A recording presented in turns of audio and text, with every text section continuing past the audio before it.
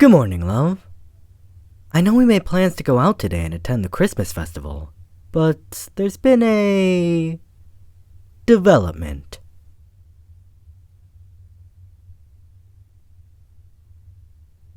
Hey, there's no need for that look. I told you, I'm not the possessive man you once knew. I've turned over a new leaf, changed my spots, and any other expression you want to use to describe my growth as a person.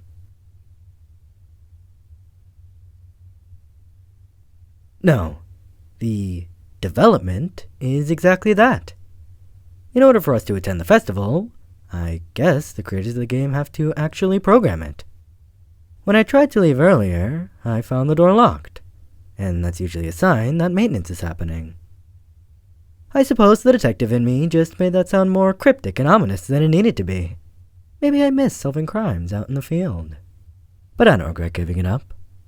You mean more to me than 1,000 massacres.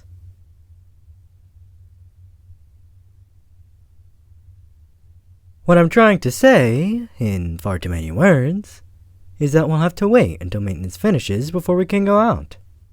So, what do you want to do in the meantime?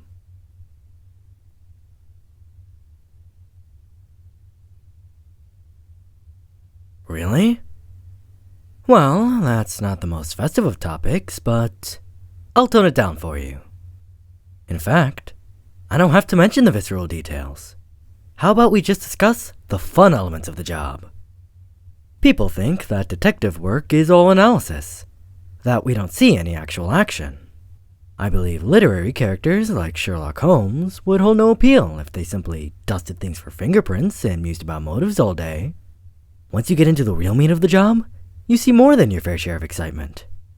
Did you know that there are designated police codes, which seem like random numbers to the likes of the public, but actually convey the full extent of a crime in mere minutes? Like one time, an officer got too close to the truth, and a criminal baited and kidnapped him. He used one of the codes to tell us that he had been kidnapped by an unstable person with a knife. But by the time we can get someone out to help him, he had already had their initials carved into his...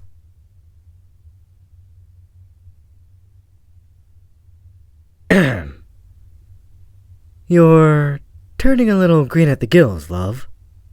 Maybe this isn't the best topic for someone so faint of heart. Let's get back to the Christmas spirit. Oh, you know what we can do while we wait? Open our Christmas presents. Give me a moment, darling. I've got quite a few for you. It could take me a moment to gather them.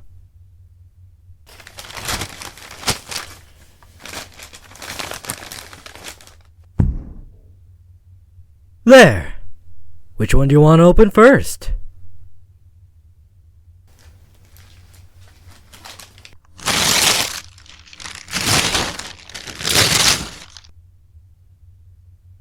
The look on your face is everything, love.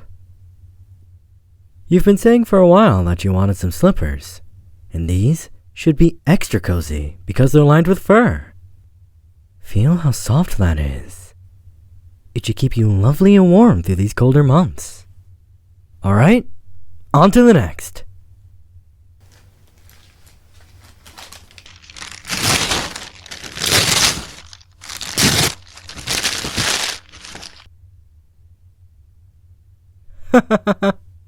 Okay, so there might be a bit of a snuggly theme going on here. A fur coat, slippers. Maybe I just want to wrap you up and cuddle you close. Is that a crime? Or maybe I do have an obsession with fur, as you so eloquently put it. But I promise, the next gift won't contain fur. You have my word on that.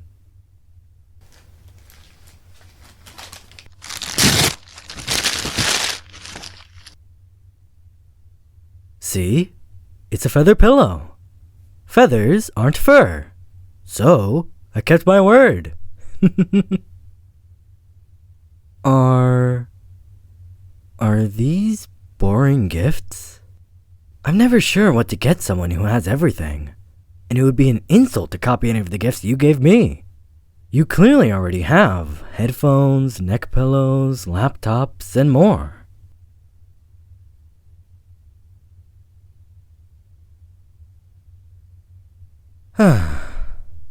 Alright, good. I was worried that my softer touch would seem rather dull after all the excitement we've been through. Now, this one might be a little bizarre, but bear with me. It's a throwback.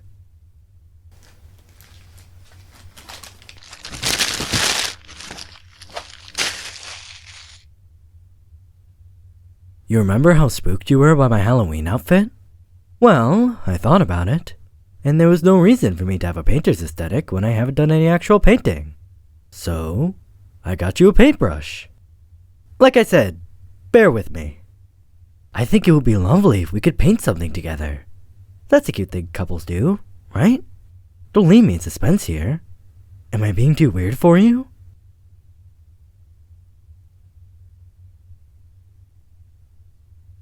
Ah, good. Good. Phew. I really went out on a limb for these gifts. It'd be kind of a drag if you didn't like any of them. This is a really good quality brush, too. The bristles are made from horsehair.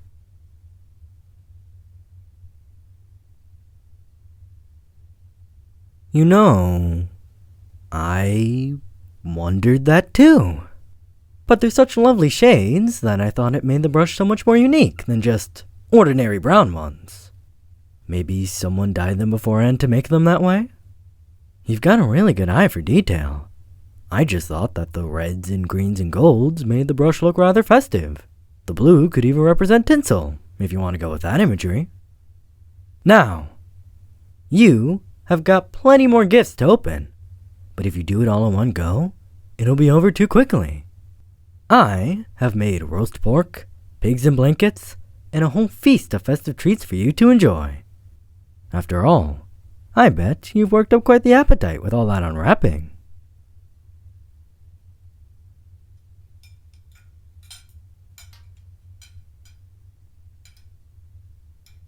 Delicious.